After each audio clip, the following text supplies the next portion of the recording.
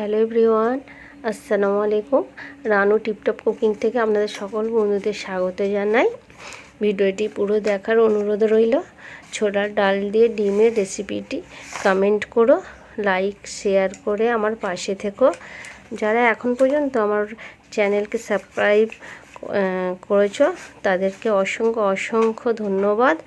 আর যারা এখন পর্যন্ত আমার চ্যানেলটিকে সাবস্ক্রাইব করোনি, অনুরোধ রইল সাবস্ক্রাইব করে আমার পাশে থেকো।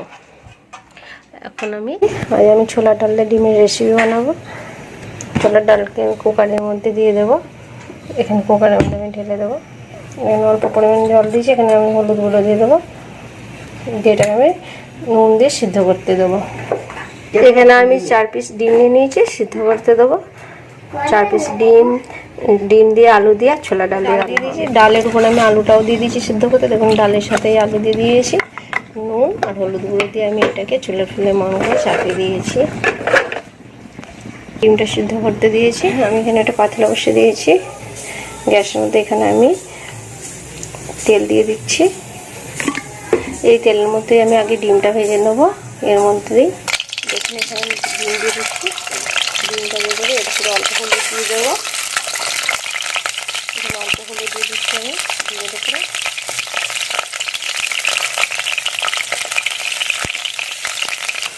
এখানে ডিমগুলো আমি নাড়াচাড়া করে নেব। আমি আলাদা কড়াই করে নিই, ফ্রাইপ্যান করি না। আমি এর মধ্যে দিয়ে আমি ডিমগুলো ভেজে নেব। ডিমগুলো ভেজে নিচ্ছি, হলুদ পালক করে নিচ্ছি। এখানে এবার আমার ডিমটা ভাজা হয়ে গেছে। আমি ডিমটা তুলে নিচ্ছি। ডিমগুলো আমি তুলে নেবো একটা করে একটা। আমার তেল খুব গরম হয়ে গেছে। এখানে আমি অল্প একদম জিরা নিয়েছি, জিরাটা দিয়ে দেবো তেলের মধ্যে। দেখতে নেড়ে নেবো। দেখুন আমার জিরাটা হয়ে গেছে। এখানে আমি পেঁয়াজ কুচি দিয়ে দিচ্ছি।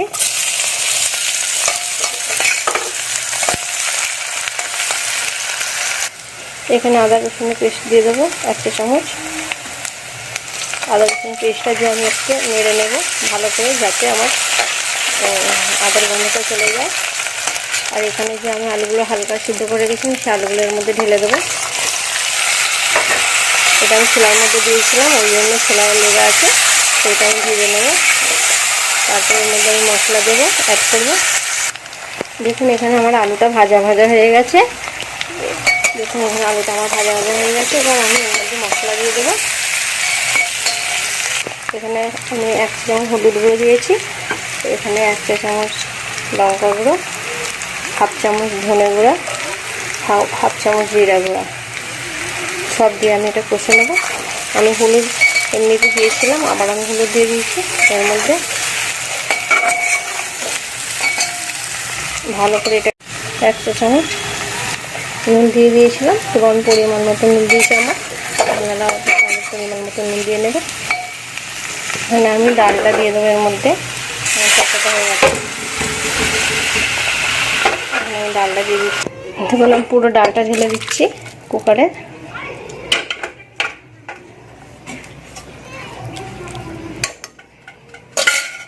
এখানে আমি কাশ্মীরি লঙ্কার উপর দিয়ে দেবো, যাতে কালারটা সুন্দর আসে। দেখুন আমি ডালটা ঢালার পর একটু কাশ্মীরি লঙ্কা দিয়ে দিয়েছি। এখানে আমি গরম মশলা অ্যাড করব।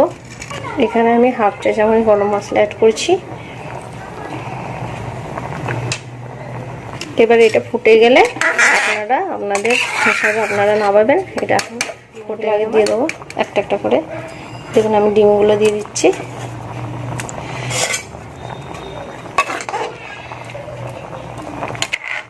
এখানে আমি ডিমগুলো দিয়ে দিলাম। এবার একবার আমি 2-3 মিনিট ফোটাবো। ফোটানোর পর এটা নামিয়ে নেব। দেখুন আমার এটা হয়ে গেছে, কি দারুণ দেখতে লাগছে। এটা ডিম আলু দিয়ে ছোলার ডালের রেসিপি। এটা আপনারা বাড়িতে করবেন। ডাল তো সবার বাড়িতে থাকে, আর এটা খুব দারুণ এই সবজিটা লাগে। রান্না করে দেখবেন, আপনাদের খুব ভালো লাগবে। আর আপনারা যদি ভালো লেগে থাকে সাবস্ক্রাইব লাইক শেয়ার করে দেবেন আমার চ্যানেলকে, কারণ আপনারা লাইক করলে এটা আমাদের ভালো লাগবে, আমরা বুঝতেও পারবো কে কী করেছে। তো এটা দেখে আমার আরও নতুন নতুন ভিডিও ছাড়তে আমার আগ্রহী হবে।